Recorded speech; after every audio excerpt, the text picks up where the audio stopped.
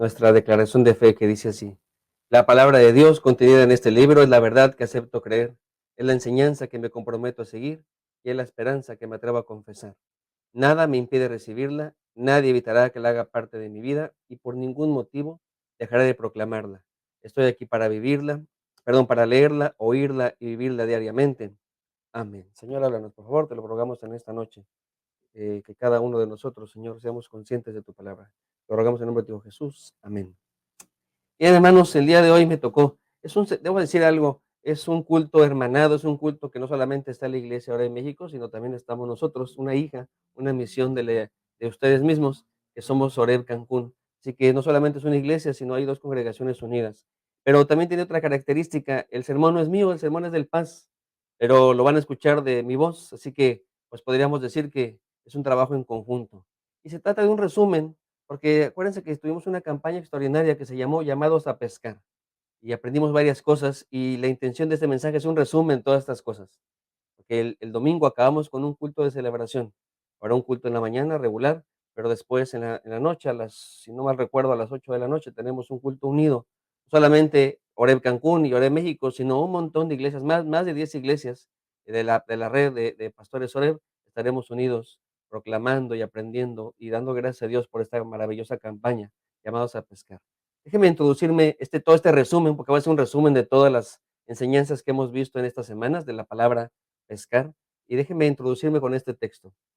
Jesús dijo así, y les dijo: echad la red a la derecha de la barca y hallaréis. Entonces la echaron y ya no lo podían sacar por la gran cantidad de peces. Juan capítulo 21, versículo 6. No voy a decir mucho de este pasaje porque el domingo lo vamos a estudiar, vamos a ir versículo a versículo, lo vamos a estudiar con profundidad, así que no me corresponde ahorita analizar este pasaje, pero me da pie para hablar de esta. Empezamos con una pesca milagrosa, ¿se acuerdan?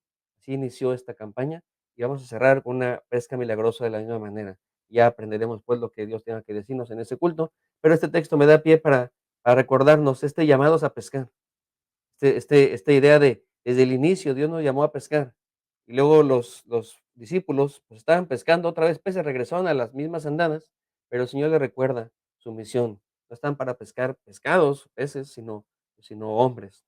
Pero bien, hagamos un resumen y un repaso de lo que hemos aprendido y tomemos decisiones. Lo que voy a hacer es lo siguiente: voy a hacer un acróstico para no variar, así hacemos muy seguido en Oreb, me parece que es una buena enseñanza. Yo sé que hay gente que no le gusta, sé que hay gente que se queja, pero yo sí soy fan de esos acrósticos, porque no es fácil. Usted cree que a lo mejor es muy sencillo predicar acrósticos, pero no es sencillo, es complicado, no es algo, que se da así como papita o algo muy sencillo, porque pues hay que agarrar el texto de la Biblia, hay que analizarlo y luego hay que hacer que la palabrita y lo que vamos a enseñar pues combine. La idea de enseñar con un acróstico es que se memorice nada más, es la intención. Esa es un asunto, la palabra técnica o dominguera es mnemotécnica, que tiene que ver con la memoria, tiene que ver con que ustedes y yo podamos recordar mejor las enseñanzas. Así que lo que voy a hacer es esto, voy a hacer un acróstico con la palabra pescar y vamos a recordar lo que hicimos, lo que aprendimos, lo que Dios nos desafió cada semana, pero ahora daré algo diferente. Voy a dar un principio para que lo recordemos. En cada uno de los puntos vamos a dar un principio. Así que déjenme iniciar con la letra P de pescar. Proclamar es pescar anunciando el evangelio. El texto que voy a decir es Romanos capítulo 10, versículo 14. ¿Cómo pues, dice el apóstol Pablo en su carta magna, le llaman carta magisterial a la carta de los romanos, es donde más doctrina tiene, aunque su intención no es una carta de doctrina sistemática, no quiere hacer una teología sistemática, pero sí es donde más doctrina. Ya lleva bastantes años predicando el apóstol Pablo, y es una carta donde es una iglesia que no conoce, y entonces él manda pues lo que él cree, y él va escribiendo esta carta, y en Romanos capítulo 10 dice así: ¿cómo pues invocarán a aquel en el cual no ha creído? ¿Y cómo creerán en aquel de quien no han oído? ¿Y cómo irán sin haber quien les predique? Tienes razón, son preguntas retóricas, es decir, las respuestas son muy sencillas. Alguien va a invocar a aquel que no han creído? Pues no pueden, porque no han creído en él. ¿Y cómo creerán en aquel que no han oído? Pues no pueden, porque no han oído. ¿Y cómo irán sin saber, sin alguien que les predique? Pues tampoco se puede. Se trata de un desafío a que proclamar es pescar anunciando el evangelio. La cosa está muy fácil y muy sencilla. La gente sin Cristo necesita saber del evangelio, pues si no le predicamos, pues no van a saber. Para eso es que ustedes y yo hemos sido llamados, para darle a la gente la oportunidad de decidir creer o no. porque esa es la idea de no podemos obligar a nadie, no podemos manipular a nadie, pero sí podemos presentarles el evangelio, proclamar las maravillas que ha hecho el Señor en nosotros, predicar su evangelio, la buena nueva. Déjenme les pongo un ejemplo de unos desahuciados que entendieron la responsabilidad tan grande que es saber la buena noticia, porque evangelio, es del griego, viene directamente del griego, pero la traducción en español sería buena noticia. Tiene una buena noticia y sería imposible no compartirla, se nos sale. Algo que es muy bueno, es tan bueno que es pecado no compartirla. Les leo, esto está en Reyes, voy a leer un pedacito nada más, pero yo les voy a platicar todo lo que está pasando alrededor. Esto está en Segunda de Reyes, capítulo 7 versículo 9. Se los leo. Le vamos a llamar a este principio para dar la enseñanza de proclamar, es pescar anunciando el evangelio, está basado en este principio, el principio de los leprosos. Y ahorita usted va a decir, ¿qué tiene que ver los leprosos con anunciar? Porque de hecho los leprosos sí anunciaban algo, de hecho contrario, no era una buena nueva, era una mala nueva, porque ellos anunciaban inmundo, gritaban inmundo, inmundo. Pero qué interesante que el Señor utiliza a unos leprosos para dar una buena nueva. Les leo el pasaje. Insisto, voy a leer solamente unos versículos por cuestión de tiempo, pero les platico yo pues todo el chisme completo que está aquí en la Biblia. Bueno, no es el chisme, pero sí toda la historia completa. Esto está en Segunda de Reyes, capítulo 7 versículo 9. No lo tiene por qué buscar, puede apuntarlo y luego si quiere lo lee en su casa con detenimiento. Le propongo que me haga caso acá, que ponga atención, puede apuntar y luego ya lo analice después usted, ¿le parece? Dice así: luego se dijeron el uno al otro, no estamos haciendo bien. Hoy es día de buena nueva y nosotros callamos, y si esperamos hasta el amanecer, nos alcanzará nuestra maldad. Vamos pues ahora, entremos y demos la nueva en casa del rey. Ahora, este texto en sí mismo no dice mucho, pero les platico pues el chisme.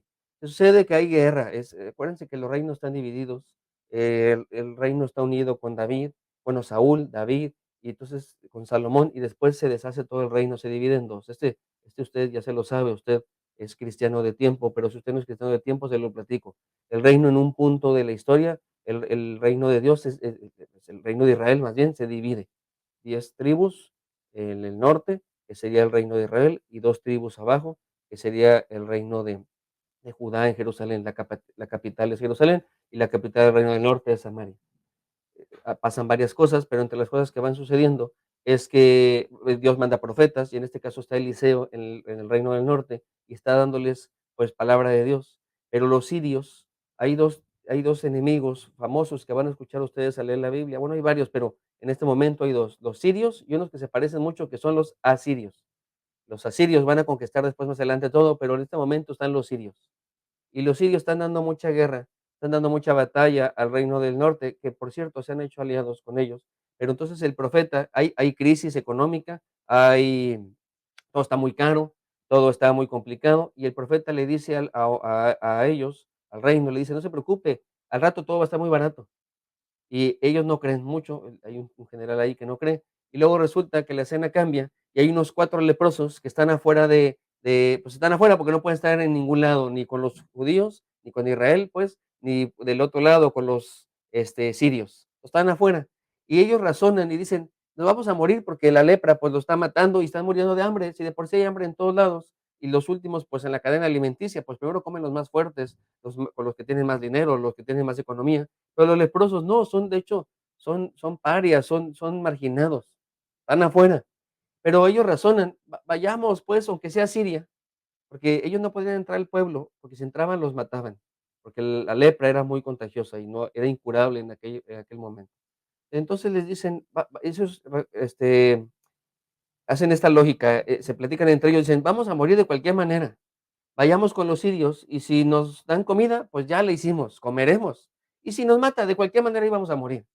Y bajo esa lógica van para allá. Y se dan cuenta que allá en Siria no hay nadie. O sea, en el campamento sirio que los israelitas están con miedo y por lo cual hay una crisis económica muy grande y hambre y demás, pues están asediándolos. No hay nadie, absolutamente nadie. Están sorprendidos ellos. Al ver que no hay nadie, pues agarran de todo. No sé si usted ha visto algunos programas de televisión o algunos videos en YouTube o en TikTok o donde sea que usted vea, o en Facebook, ya ve que hay unos reels o videos cortos, y me parece muy curioso que luego les ponen unos desafíos o no sé, una prueba donde dice: "Agarra todo lo que quieras en un minuto de Walmart", o ponen un cuadrito en el piso, dice: "Todo lo que quepa en este cuadrito te lo llevas", así. Una productora, alguien que tiene dinero, alguien que está haciendo contenido, dice eso. Pues, imagine algo parecido, porque los sirios no hay nadie, dejaron todo, está abandonado. Es increíble, es milagroso. Entonces, los leprosos iban buscando alimento, pensando a ver si no nos matan aquellos, pero cuando llegan al reinado de Siria, no hay nadie, el campamento sirio, no hay nadie, está vacío.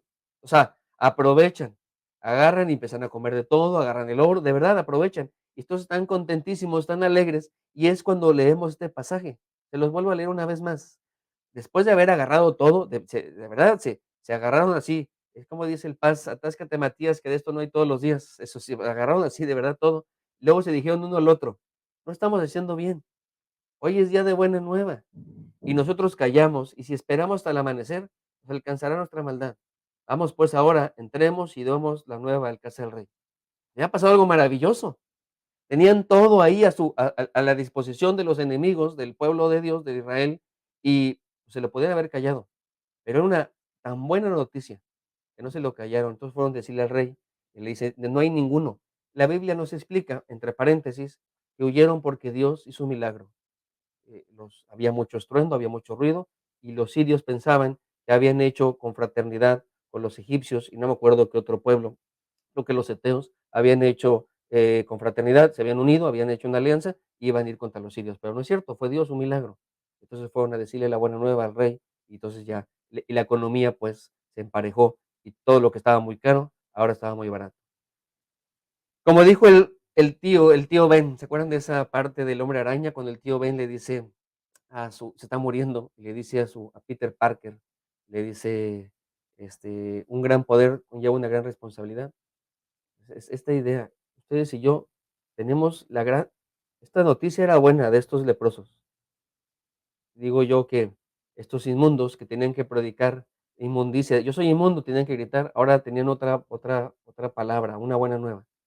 Esa era buena lo que ellos decían, pero comparado con lo que nosotros tenemos, que Cristo Jesús murió por cada uno de nosotros, que Dios nos ama tanto que dio a su Hijo Jesús, para que todo aquel que en él cree tenga vida eterna. Esa noticia que usted y yo tenemos vale mucho más. No se puede comparar, no hay manera de comparar, es incomparable.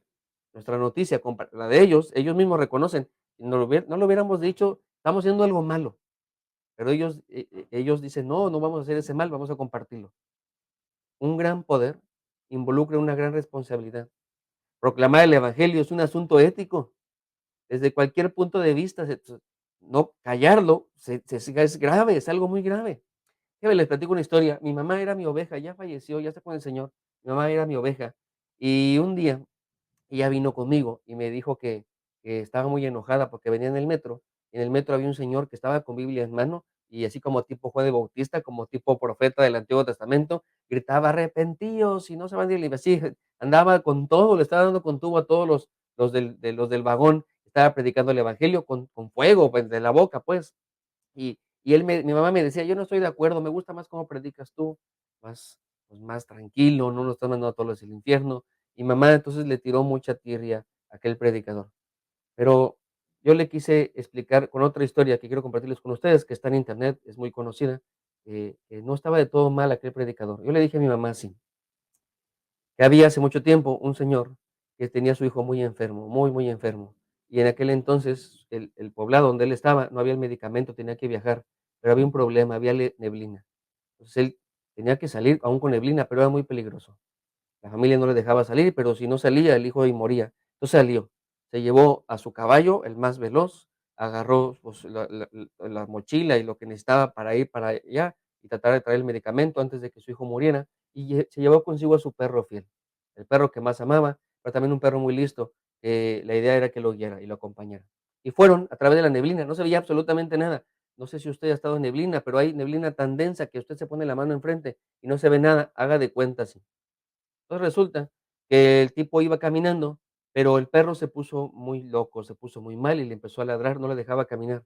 El dueño le dijo: "Quítate, quítate", no sé cómo se llamaba el perro, póngale el nombre que sea, Firulais, quítate, Dogo, quítate, como le pongan, Nerón, porque ahora los emperadores, ahora los perros tienen nombre de emperador, quítate, como le quiera decir, quítate. El perro no se quitaba, le ladraba cada vez más y más y más y más. Así que se bajó del caballo enojado, le dijo: "¿Qué no estás viendo que tengo que ir por el medicamento de mi hijo? Quítate, ¿no estás viendo la urgencia? ¿No entiendes, animal?". Y le agarró el fuete es con que se le pega a los caballos para que anden. Entonces agarró y le pegó, le puso una paliza a aquel perro. Se puso muy mal y como quería al perro tanto, se quedó ahí para que se restauraran sus heridas. Decidió acampar en aquella noche. Y entonces al siguiente día ya la neblina había bajado, ya no estaba tan densa, ya se podía ver más allá. Y este hombre, lo primero que hizo al despertar fue agarrar a su perro y abrazarlo y llorar, porque se dio cuenta que el perro estaba ladrándole, porque lo que seguía a unos pasos era un acantilado. Si el perro no le ladraba con esa intensidad, aquel hombre hubiera muerto. Por eso abrazó a su perro pidiéndole perdón: "Perdóname, no sabía lo que tú me estabas diciendo". Yo le dije: "Mamá, a lo mejor ese predicador sabe algo que nosotros no, mamá, porque predicar la buena nueva que tenemos, a lo mejor habría que hacer eso. A lo mejor él ha vivido algo que nos hace falta a nosotros, pero lo que él enseña es de mucha importancia, porque predicar es un acto de obediencia, es obedecerle. Para eso fuimos llamados, para proclamar sus maravillas, para ser pescadores de hombres. Tenemos una noticia tan buena que no hacerlo, pues sería pecaminoso. Y además obedecemos. Además es un acto de solidaridad. Nos hermanamos, así como este animalito que les platiqué. Ellos no ven el infierno, ellos no lo vemos. Si lo vieran, a lo mejor creerían, pero no lo vemos, es un acto de fe. Creer en Cristo Jesús, que sí, está el camino, ancho y hay el camino angosto. Nosotros sabemos la verdad y hay que decirlo. Ser solidarios es comentarles, es decirles, es ponernos en la brecha, es comentarles, por ahí no es. Pero déjeme acabar diciendo lo siguiente. Más que una gran hazaña, o sea, más que decir: "Guau, qué tan gran predicador, guau, qué evangelista", más que una gran hazaña, es una gran maldad no hacerlo. Más que una gran hazaña hacer, predicar, esa proclamación, es una gran maldad no hacerlo. Así que proclamemos. Pero voy a más adelante, si no, no acabo. La letra E, enseñar es pescar haciendo discípulos. El texto que me da razón para esto es Primera de Corintios, capítulo 15 versículo 3. Porque primeramente os he enseñado lo que asimismo recibí, que Cristo murió por nuestros pecados, conforme a las Escrituras. La palabra que quiero agarrar aquí es recibí. El apóstol Pablo no es el gran apóstol Pablo. Escribió, se dice, más de la mitad o la mitad del Nuevo Testamento. Es un escritor muy prolífico, muy sabio, muy entendido. Pero él mismo tuvo que aprender de otro, porque primeramente os he enseñado lo que yo mismo recibí. Nadie puede enseñar lo que no ha aprendido de alguien más. Eso es obvio. La enseñanza es un proceso de transmisión del conocimiento del Señor. O sea, va de persona a persona, de individuo a individuo, de vida en vida. Y como se trata no solamente de una enseñanza de conocimiento, o no también solamente una enseñanza práctica, son ambas, es una enseñanza integral. No solamente es algo de la iglesia. Hay gente que piensa, sí, esto es de la iglesia y esto es del deporte y esto es del trabajo. No, no. La enseñanza cristiana abarca toda nuestra vida. Es una enseñanza integral. Así que se trata de una transferencia de vida. No solo es enseñar la Biblia, sino es enseñar a vivir la Biblia, a practicarla, a no solamente es cosas de la iglesia, sino también cosas de la casa. No solamente cosas de la casa, también son cosas del trabajo. No solamente son cosas del trabajo, son cosas en donde nos pongamos, porque esa es la transferencia de vida. Si el principio pasado de proclamar, ya dijimos el principio de los leprosos, no podemos callarnos. Ahora sería el principio de la semilla. ¿Por qué de la semilla? Porque, pues, una semilla, hace un árbol, usted pone una semilla, sale un árbol, y de ese árbol salen otras semillas, y surge una misma especie, ¿no? No se da una nueva especie diferente, sino la misma. De esa misma planta surgen un montón de muchos frutos, y esos frutos muchas más semillas. Alguien nos enseñó el evangelio y la vida cristiana a cada uno de nosotros, así es afuera. Nadie puede decir yo solito, nadie, ni por ósmosis, así como me llegó un rayo. De hecho, hasta peligroso es eso. Estaríamos en duda de que, ¿por qué? ¿Para qué nos dejó la Biblia? ¿Para qué nos dio palabra del Señor escrita? Porque diríamos, de hecho, el apóstol Pablo lo dijo, ni aunque venga un ángel, aunque venga, no, alguien de nosotros, nadie, si les dice un evangelio diferente, que sea anatema, que sea maldición. Siempre el cristianismo, la estrategia de Dios es transferencia de vida en vida, de semilla en semilla, podemos decirlo así. Nosotros podemos compartir esa semilla con otros. Así es como se multiplica la obra del Señor. Así es como la estrategia de Dios, que en este mundo, que la iglesia es la que utiliza, vaya de boca en boca, de vida en vida. No sé si, déjeme explicar esto, no sé si usted ha visto un grupo de músicos, regularmente cuando usted está con músicos, pues su grupo son músicos. De hecho, en una familia de músicos, regularmente hay músicos, y la familia, pues, de médicos, todos son médicos, y la familia de abogados, todos son abogados, y los deportistas igual, todos son deportistas. Cuando yo era joven, había en donde yo vivía, vivía en una unidad habitacional, y había unos de familia que todo el tiempo estaba deportista, todo el tiempo los veía uno así, de verdad. Le decíamos de apodo, le pusimos, no sé si algún día supieron, pero le decíamos de apodo los Sport Billy, que antes había una caricatura que se llamaba así Sport Billy, pero siempre veía a la familia, la mamá siempre, así como que trotando, el papá trotando, el niño trotando y la niñita trotando. Y les pusimos los Sport Billy. No sé si ha visto los de Herbalife igual. Está alguien que toma Herbalife y luego al rato todos andan tomando esos tés de Herbalife y esas cosas, yo no estoy muy de acuerdo con eso, pero, pues, respeto, pero sé que así sucede.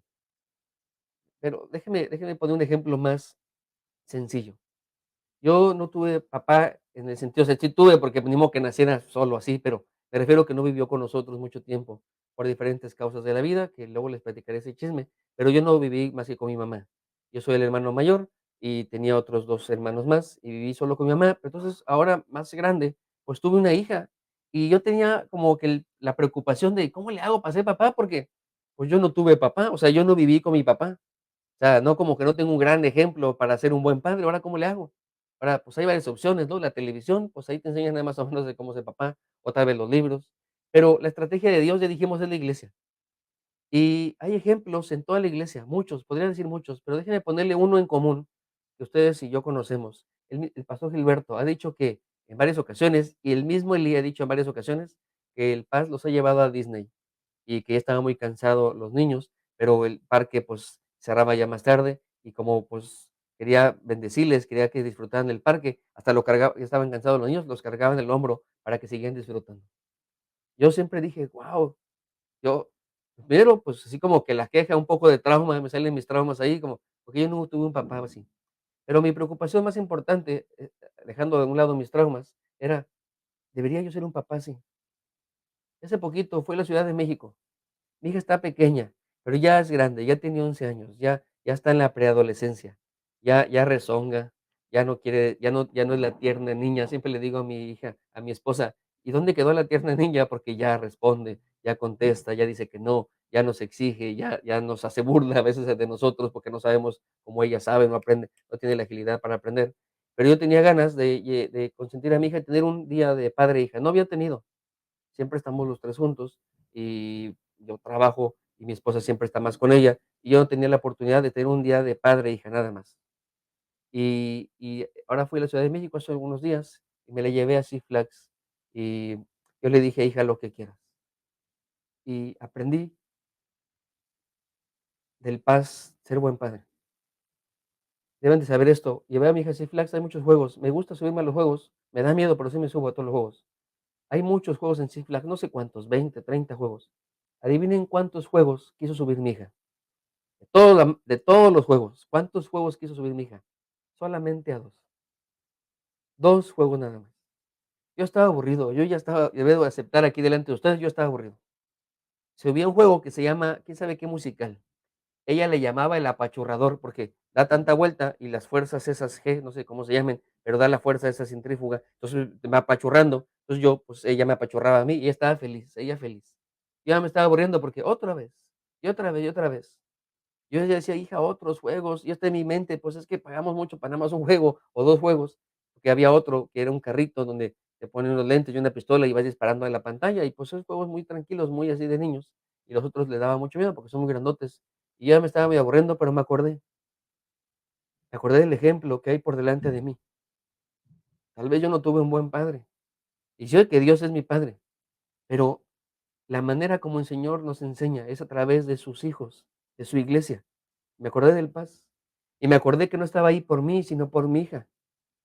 Y cada vez me subí más de 20 veces al mismo juego, una tras otra, tras otra, tras otra. De verdad, yo estaba aburrido, pero mi hija no lo notó jamás.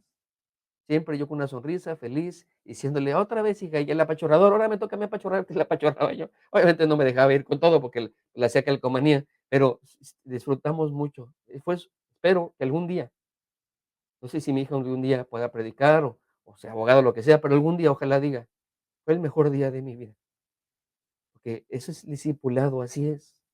Hagamos discípulos, mis hermanos. Ese es nuestro llamado. Enseñar es pescar haciendo discípulos.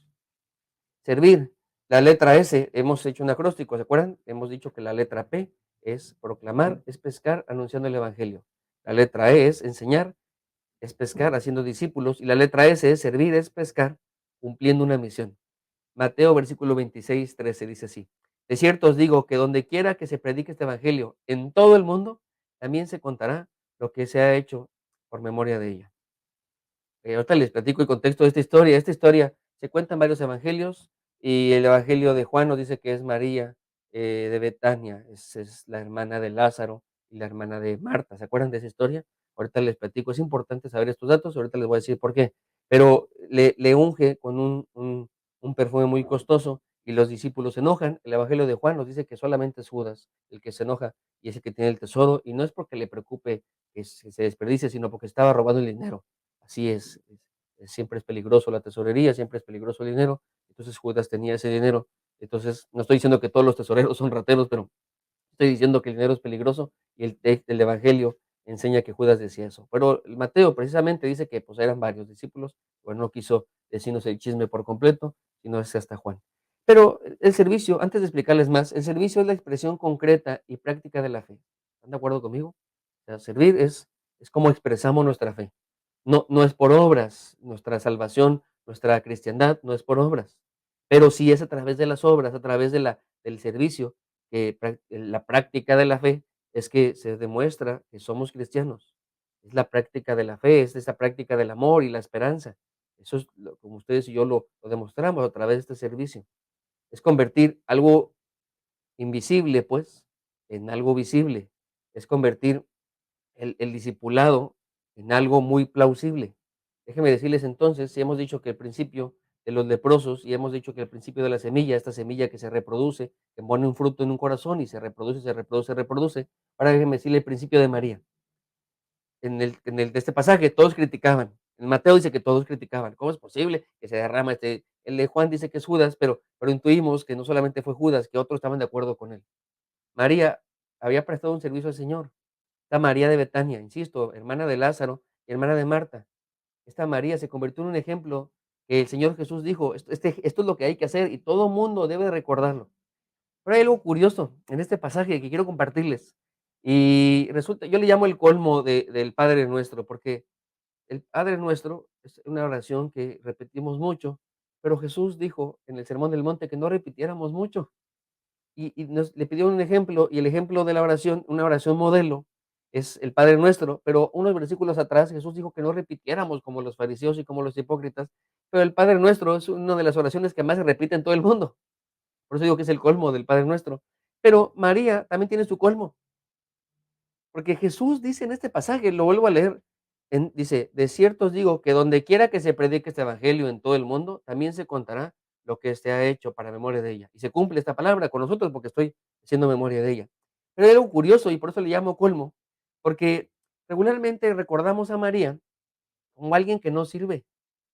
Porque recordamos más la escena de Marta y María, que María está a los pies del Señor, así, muy contenta aprendiendo, y Marta está afanada y está sirviendo, y recordamos más a Marta como alguien que sirve, y a María no la recordamos como alguien que sirve, sino alguien que adora. Por eso digo que es el colmo de esta mujer, porque Jesús dijo que la recordáramos como alguien que sirve. Lo que sucede es que tal vez hemos malinterpretado el otro pasaje, porque nos falta algo de cultura, y no porque seamos ignorantes, sino más bien porque nuestra cultura es diferente, la cultura de Occidente, de este lado del charco es muy diferente al lado del Oriente.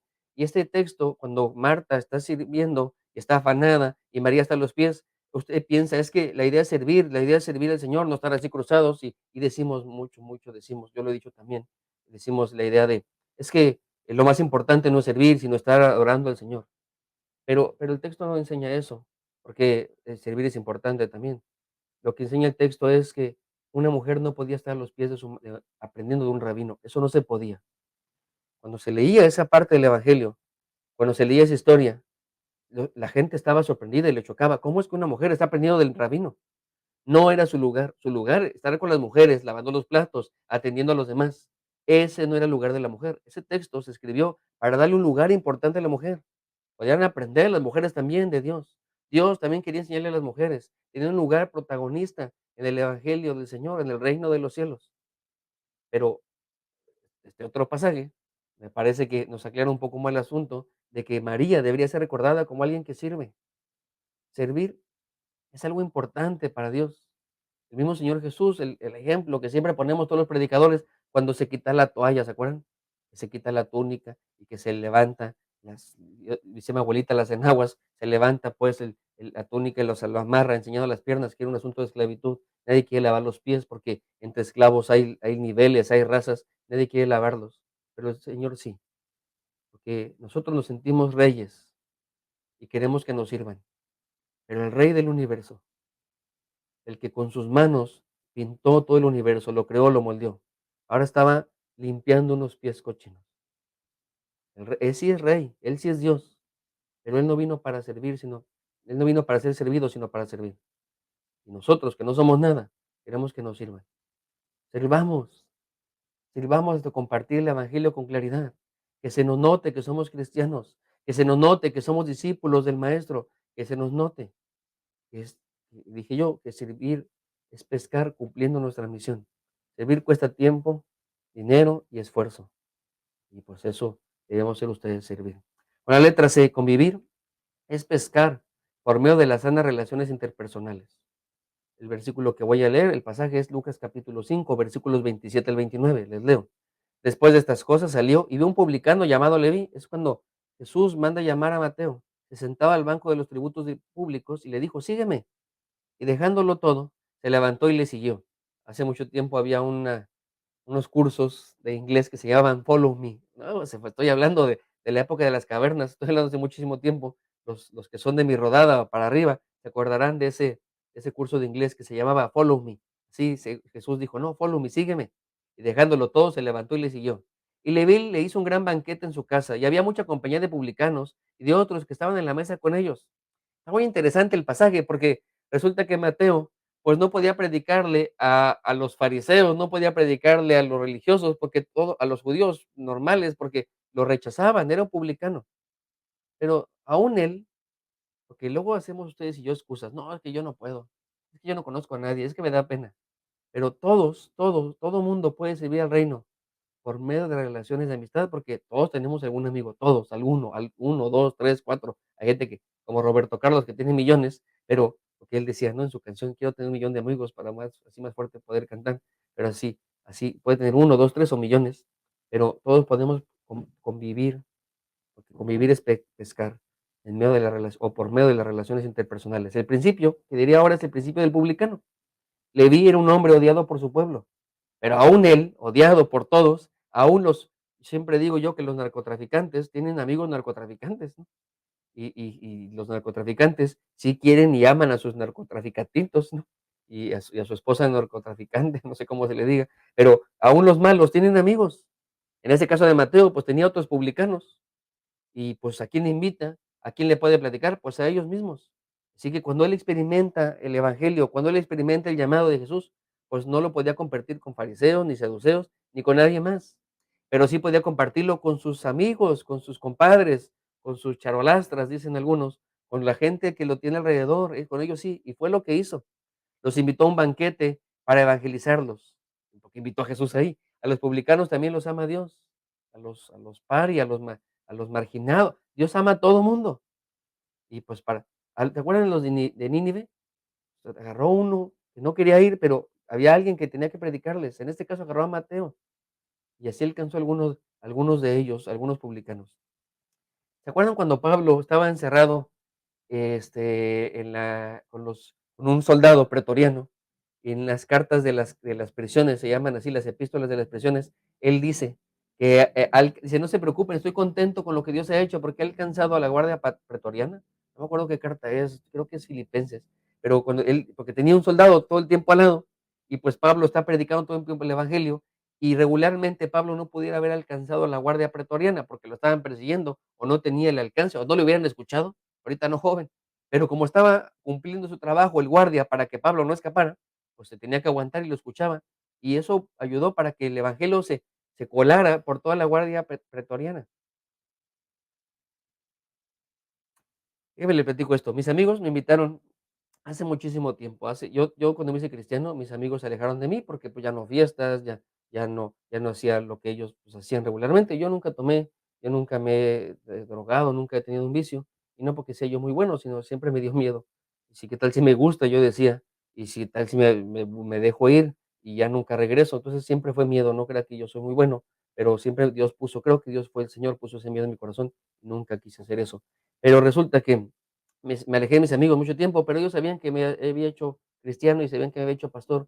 Y un día, un amigo estaba muy enfermo, le dio una enfermedad de esas raras, esas que le dan la gente adulta ya no se da tiempo de estudiar porque como ya le da a la gente adulta, entonces ya no da tiempo, tiene pocos días y ya no pueden investigar. Por esta ocasión, esta enfermedad le dio a un amigo muy joven.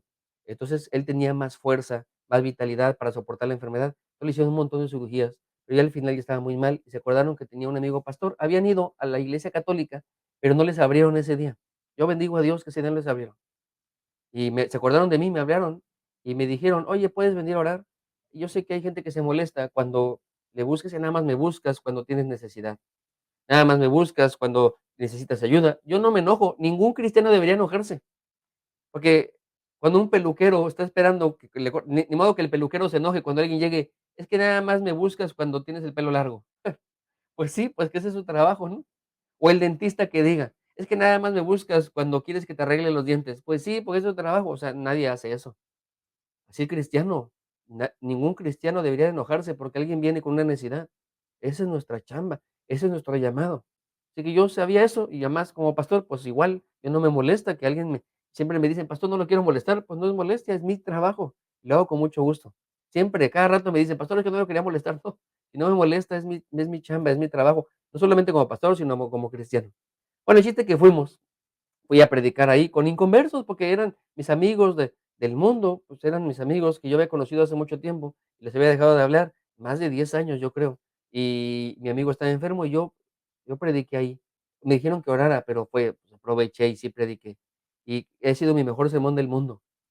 Tal vez me trabé mucho, tal vez estaba nervioso, pero el resultado fue inmediato. Porque yo prediqué y dije yo que lo que más importa, lo que pues, oremos y que estemos ahí, que Dios hará un milagro, pero dije que si queríamos ayudar de veras queríamos ayudar, pues nos iba a costar dinero porque, pues, la gente necesitaba ayuda de dinero. Y si le preguntábamos a la mamá de nuestro amigo qué necesitaba, nos iba a decir: "Nada, no se preocupen", pero yo dije: "Sí necesita de dinero, necesita recursos, o sea, hay que ponernos ahí", dicen la del pueblo, ¿no? Decían en unos lugares más fresas, y luego trabajaban en unos lugares así muy fresas, en lugar de decir la del Puebla, en el barrio decimos la del Puebla, ellos decían la del River. Bueno, entonces el chiste es que, eh, resulta que mis amigos fueron, escucharon que se dieran y demás, y en ese momento un amigo yo prediqué y dije que ayudáramos y que diéramos así cosas lindas por ellos, y luego resulta que un amigo mío, ya acaba el sermón, dije: "Amén", ya se acaba. Yo hago un sermón regularmente un domingo y todos se van y todos se van hacia donde quieran. Pero resulta que cuando acabé el sermón, un amigo mío dijo: "¿Y si vamos al cajero?". Y yo dije: "¿Para qué?". Dijo: "Pues que acabas de decir que hay que dar dinero". En mi vida me ha pasado eso en un sermón. Hago un sermón y, pues, ya cada quien hace lo suyo y no me entero si lo hacen o no lo hacen. Pero ahí fue inmediato. Por eso digo que fue el primer sermón del mundo, el mejor sermón del mundo que yo vi en mi vida. Ahora, insisto, compartir vida, por lo menos nuestras relaciones interpersonales, de eso se trata. Son mis amigos, y eran mis amigos sin conversa, se acordaron que hay un cristiano ahí. Usted no se enoje, usted no se enoje. Usted, por favor, si alguien le busca, usted, por favor, compártale de Cristo. No se enoje, es que nada más me buscas cuando tienes necesidad. Pues sí, porque tú eres el cristiano. Compartamos vida por medio de nuestras relaciones interpersonales. Y la letra A, adorar es pescar, mostrando el carácter de Dios en nuestra vida. Este texto es Hechos capítulo 16, versículo 25. Pero a medianoche, orando Pablo y Silas, cantaban himnos a Dios y los presos lo oían. Cuando adoramos, Dios se muestra en nuestra vida y otros pueden conocerlo. Le llamaremos el principio de la cárcel. No hay mucho que hablar. La cárcel se convirtió en un templo de la iglesia perseguida. Las paredes, es decir, el eco de aquellas paredes sucias, ayudó a que las alabanzas fueran escuchadas y la adoración de aquellos discípulos golpeados, pero llenos de esperanza, se mostrara. Ahora, tembló, pues ya se sabe la historia, está en Filipos, el apóstol Pablo está encerrado ahí con sus compañeros, y entonces resulta que los encerraron porque una muchachita tenía con un espíritu de adivinación, y el espíritu de adivinación fue expulsado por el apóstol Pablo y salió de ahí. Y entonces lo encarcelaron porque había pérdidas monetarias, siempre el dinero se vuelve complicado. Entonces lo metieron a la cárcel, y estando en la cárcel, el apóstol Pablo oraba, le golpeaban y demás, pero ellos seguían cantando himnos y demás, y el Señor se manifestó, y hubo un terremoto y demás, y digo yo que el terremoto, pues así facilita las cosas, pero no fue eso, sino fue la adoración, cómo su vida, cómo ellos mostraban adorar, cómo ellos mostraban que el apóstol Pablo y sus compañeros seguían, aún en medio de las circunstancias difíciles y adversas, adorando al Señor. Les dijeron que se escaparan, pero el apóstol Pablo dijo: "No, no, no, no escapamos". Mi hija el otro día me sorprendió porque yo digo que ya está creciendo, y entonces el otro día me dijo que no quería ir a la iglesia, eran vacaciones. Y entonces se acabaron las vacaciones, ya el último domingo, el siguiente iba el lunes a la escuela, y su lógica fue esta: "Papá, no quiero ir a la iglesia porque hoy es mi último día de vacaciones y me quiero levantar temprano". Yo accedí, yo accedí, yo dije: está bien, hija, no vayas si no quieres". Pero llegó el domingo, y entonces el domingo, pues, sí estaba yo preocupado un poco porque, pues, no me había pasado eso, siempre, pues, ella hace lo que quiere perdón, ella hace lo que nosotros le decimos porque es una niñita, pero ya está creciendo y yo creo que tiene que empezar a tomar sus decisiones. Y entonces me dijo eso y su lógica me pareció razonable, pues, está cansada y sí es cierto, y es su último día de vacaciones, y dije: "Está bien, pues, no es pecado ni nada", y le accedí, pues. Estábamos preocupados, pero yo me paré temprano, di el discipulado muy temprano y luego di, pues, otra clase aquí en línea y luego di aparte el culto ¿cómo se llama esto? En presencial, y así hicimos lo que decíamos cada domingo. Pero mientras que pasaba el día, mi hija me dice antes de bajar, antes de ir al culto presencial, me dice: "Papá, siempre sí voy a ir". Yo pensé: "¿Por qué me habrá dicho que no, que sí?". Y luego que sí, le pregunté, y me dijo: "Es que, pues, ya me dieron ganas, pues, veo a tu mamá, y veo a mi mamá, y veo a ti trabajando, y orando, y cantando", porque yo no sé usted qué hace cuando oré, pone aquí las alabanzas en línea, pero yo sí canto. O sea, yo sí estoy cantando aquí, a lo mejor usted no me ve porque está la alabanza, y yo no le veo a usted porque usted está en su casa, pero yo sí canto. Yo sé que algunos lo aprovechan para ir al baño, otros para lavar trastes, otros: "Apúrale porque está la alabanza, ya va a empezar el culto", pero es un culto, no es un show, no es un programa de televisión. Yo sí cantamos. Entonces mi hija, yo creo que vio eso y le llamó la atención y dijo: "Sí, esto es de Dios, está padre". Y ya bajó el culto. Y al final del culto y su clase, pues, de niños, dije: "¿Cómo te fue, hija?". Y me dijo: "Qué bueno que fui, papá, estuvo muy bonito". Adoremos hasta que otros vean a Dios en nosotros. De eso se trata. El principio de la cárcel nos recuerda eso. Aún en medio de las dificultades, es más, especialmente en las dificultades. Cuando adoramos a Dios, pues, ahí la gente se nota y se da cuenta que nuestro carácter, cómo Dios ha formado un carácter especial en nuestras vidas. Y la letra final, R, reproducirse es pescar, viviendo como pescadores de hombres. Pero otra parte cayó en buena tierra. Esta es la parábola del sembrador, se la saben ustedes. Hay 4 semillas, 4 terrenos, y esta última parte dice: "Pero otra parte cayó en buena tierra y dio fruto, pues brotó y creció, y produjo a 30, 60 y a 100 por uno". En la parábola del sembrador se deja en claro que al fin de todo es la multiplicación o la reproducción. O sea, Dios le gusta eso, que demos frutos. Llamémosle a este el principio de los terrenos. En el Nuevo Testamento se enseña que a Dios no le gusta el dinero sin ganancia. El asunto de los talentos, ¿se acuerdan que le dio a uno, a otro le dio dos, y a otro le dio cinco? Y cuando fue a pedirles, le pidió rédito. Dios nos da dinero y quiere ganancia. A Dios no le gustan las plantas sin frutos. ¿Se acuerdan de la higuera que la secó porque no tenía frutos? Ni siquiera su época, según. Y ni la red sin pescados, no le gusta eso. Ni los terrenos, en este caso, sin reproducción. ¿Recuerdan lo que el domingo aprendimos en los sermones? Les leo un versículo. Mi Padre es glorificado cuando ustedes dan mucho fruto y muestran así que son mis discípulos. Digámoslo de esta manera. A Dios le encanta que demos frutos. Reproduzcamos nuestra fe, reproduzcamos nuestro discipulado, cómo somos cristianos, nuestro ministerio, nuestra iglesia. Eso deberíamos ser ustedes y yo, reproducir lo que Dios ha puesto en nuestros corazones. Es interesante, pero a veces no hacemos eso. O sí, y lo que no estamos viviendo, pues es otra cosa diferente. Pero aprendamos, juntémonos a la vid verdadera, juntémonos a Cristo, aceptemos el reto de ser pescadores de hombres. Lo vuelvo a decir una vez más, y ya para terminar, recuerdo la letra P, proclamar, es pescar anunciando el evangelio. Dijimos el principio de los leprosos. No podemos callar la buena nueva.